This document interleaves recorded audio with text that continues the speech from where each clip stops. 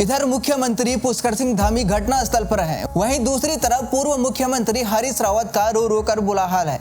दोस्तों, थराली एक शांत पहाड़ी गांव है। चारों तरफ बर्फीली चोटियां हैं, साफ हवा और गंगा मां का पवित्र तीर्थ है। लेकिन अचानक केवल 34 सेकंड में पूरा गांव मिट्टी और पानी के नीचे दब जाता है, जिस मंजर को देखकर दिल दहल जाता है। 5 अगस्त 2025 दोपहर 1:30 पर उत्तराखंड के उत्तरकाशी जिले का धराली गाँव वह त्रासदी है जिसने पूरे देश को हिलाकर रख दिया है। धराली गाँव गंगोत्री धाम के रास्ते पर बसा एक छोटा सा गाँव है। समुद्र तल से 2745 मीटर की ऊंचाई पर स्थित यह जगह हजारों श्रद्धालुओं का पड़ाव था। करीब 230 परिवार यहाँ रहते थे। 20 से 25 होटल, होम स्टे, दुकानें और एक प्राचीन कल्प केदारेश्वर मंदिर भी था। लेकिन इस शांति के पीछे छुपा था एक डरावना इतिहास। खीर गंगा नदी, भागीरथी की एक सहायक नदी जिसका नाम सुनते ही स्थानीय लोगों की रूह कांप जाती है। इतिहासकार जय सिंह रावत बताते हैं कि 19वीं सदी में खीर गंगा ने अपने भयानक रूप को दिखाया था और 240 कत्यूरी शैली के मंदिर को एक ही रात में निगल गया था। 2013 में 2018 में यह नदी बार बार अपना रौद्र रूप दिखाती रही। 5 अगस्त 2025 मंगलवार मौसम विभाग के अनुसार पिछले 5 दिनों से लगातार बारिश हो रही थी। उत्तराखंड के कई जिलों में सामान्य से 397% तक अधिक बारिश दर्ज की गई थी। दोपहर 1:30 बजे अचानक खीर गंगा के ऊपरी हिस्से में बादल फटने की आशंका जताई जा रही थी। वैज्ञानिकों के अनुसार 1 घंटे में 100 मिलीमीटर से अधिक बारिश थी। एक छोटे से इलाके में पहाड़ों की तेज ढलान पर गर्म हवा के कारण बादल ऊपर उठे और अचानक फटे। पानी, मिट्टी, पत्थर सब कुछ विनाशकारी सैलाब बनकर नीचे दौड़ पड़ा। स्थानीय लोगों का कहना है कि पानी की आवाज सुनाई दी लेकिन बचने का समय नहीं मिला। वीडियो में साफ सुनाई देती है लोगों की चीख पुकार, कैसे लोग भाग रहे हैं। यहाँ सबसे डरावनी बात यह है कि पूरे धराली गांव का बाजारी इलाका सिर्फ 34 सेकंड में पूरी तरह से मिट गया।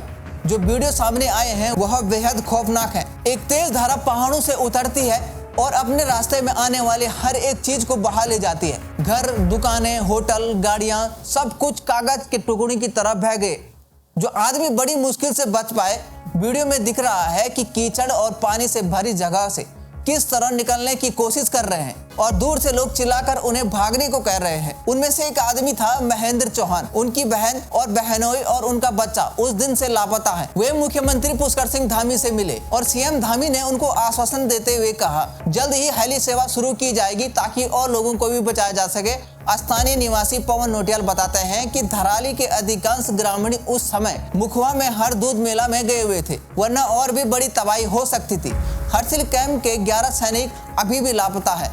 ये वे लोग हैं जो देश की सेवा करते हैं, लेकिन प्रकृति के कहर के सामने वो भी असहाय हो गए। प्राचीन कल्प केदार मंदिर पंच केदार परंपरा से जुड़ा हुआ है। यह मंदिर भी मलबे के नीचे दब गया। सैकड़ों सालों का इतिहास कुछ सेकंडों में मिट गया। त्रासदी के तुरंत बाद बचाव अभियान शुरू हुआ। भारतीय सेना, एनडीआरएफ, एसडीआरएफ, आईटीबीपी और स्थानीय पुलिस सभी युद्ध स्तर पर जुट गए। वायुसेना के चिनूक, MI-17, ALH और चीता हेलीकॉप्टर स्टैंड बाई पर हैं। लेकिन चुनौतियां कम नहीं है। लगातार बारिश, खराब मौसम, टूटी सड़कें और संचार की समस्या।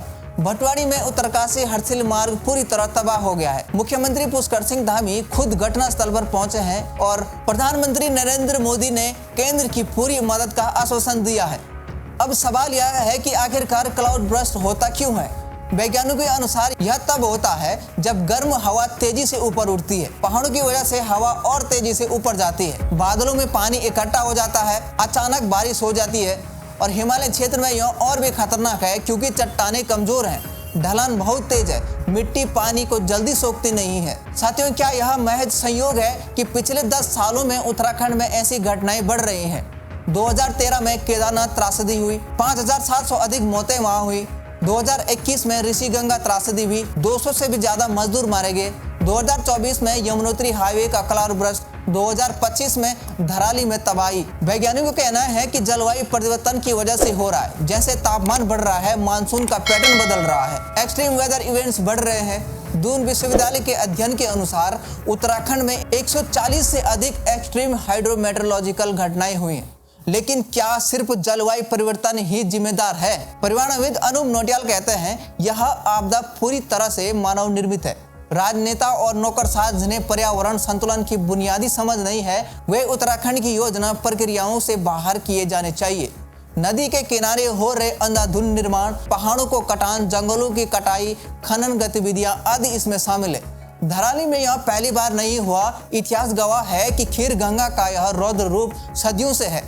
1816 में अंग्रेज यात्री जेम्स विलियम फ्रेजर ने लिखा था कि यहाँ 240 मंदिर थे। 19वीं सदी की शुरुआत में खीर गंगा की बाढ़ ने उन सभी को निगल लिया। 2018 में भी यहाँ बाढ़ आई थी। 50 से अधिक होटल और घरों को नुकसान हुआ था, जिसमें सेब के बागान बर्बाद हो गए। लेकिन क्या हमने इन चेतावनी से कुछ सीखा या हमने प्रकृति की शक्ति को कम आंका? 12 साल पहले 16-17 जून 2023 केदारनाथ में हुई त्रासदी भारत के इतिहास का सबसे काला अध्याय है, जिसमें 5700 से अधिक लोग मारे गए। 3 लाख से अधिक लोग फंसे हुए थे। चोराबाड़ी झील फट गई थी और मंदाकिनी नदी में भयानक बाढ़ आ गई थी। केदारनाथ मंदिर बच गया था, लेकिन आसपास का 80% हिस्सा तबाही हो गया था। क्या धराली की घटना केदारनाथ की याद दिला रही है? क्या हम फिर से वही गलतियां दोहरा रहे हैं? अभी बचाव अभियान जारी है। सेना के जवान जान की बाजी लगाकर लोगों को बचाने में जुटे हैं। हेलीकॉप्टर मौसम साफ होते ही उड़ान भरने की तैयारी में है। हर गुजरते घंटे के साथ उम्मीद कम होती जा रही है। लेकिन सबसे बड़ा सवाल यह है, क्या हम बदलेंगे? क्या हम प्रकृति के साथ सामंजस्य बिठाना सीखेंगे या फिर ऐसी त्रासदियां होती रहेंगी? उत्तरकाशी क्लाउड बर्स्ट सिर्फ एक प्राकृतिक आपदा नहीं है, यह हमारे लिए समय की एक सच्ची कहानी है। प्रकृति के कहर और इंसानी लापरवाही का मिश्रण है। 34 सेकंड में कैसे मिट गया एक पूरा गांव। 100 से अधिक लोग लापता होने की आशंका है, जिसका अभी भी अंदाजा लगा पाना मुश्किल है। एक प्राचीन मंदिर मलबे के नीचे दब गया, लेकिन इसके बीच उम्मीद भी है। बचाव दल रात दिन काम कर रहे हैं। लोग एक दूसरे की मदद कर रहे हैं। पूरा देश धराली के लिए खड़ा है। हम प्रार्थना करते हैं कि जो लोग अभी भी लापता हैं वे सुरक्षित मिल जाए, और उम्मीद करते हैं कि इस त्रासदी से हम कुछ सीखेंगे, क्योंकि प्रकृति हमें बार बार चेतावनी दे रही है। सवाल यह है कि क्या हम सुनने को तैयार हैं? अगर आपको यह वीडियो पसंद आया हो तो लाइक और शेयर करें। कमेंट में बताएं कि आपको क्या लगता है, क्या हम प्रकृति के साथ सामंजस्य बिठा सकते हैं या नहीं।